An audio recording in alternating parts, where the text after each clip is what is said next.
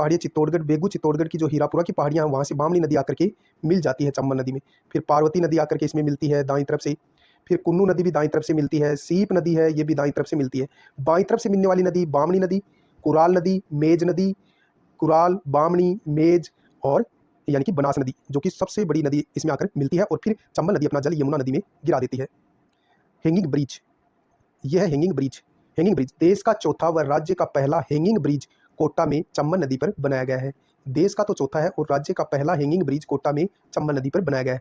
चूलिया जलप्रपात, भैंसरोडगढ़ चित्तौड़गढ़ में राजस्थान का सबसे ऊंचा जलप्रपात 18 मीटर ऊंचा जलप्रपात है। यानी कि चंबल नदी पर भैंसरोडगढ़ चित्तौड़गढ़ में राजस्थान का सबसे ऊंचा जलप्रपात 18 मीटर ऊंचा है। चंबल नदी घड़ियालों की शरण स्थली है।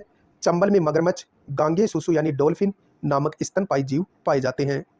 नोट, भारत सरकार ने 2009 में गंगा की डॉल्फिन को राष्ट्रीय जलीय जीव घोषित किया गया। ये क्वेश्चन पूछा गया भाई, तो भारत सरकार ने 2009 में गंगा की डॉल्फिन को राष्ट्रीय जलीय जीव घोषित किया गया।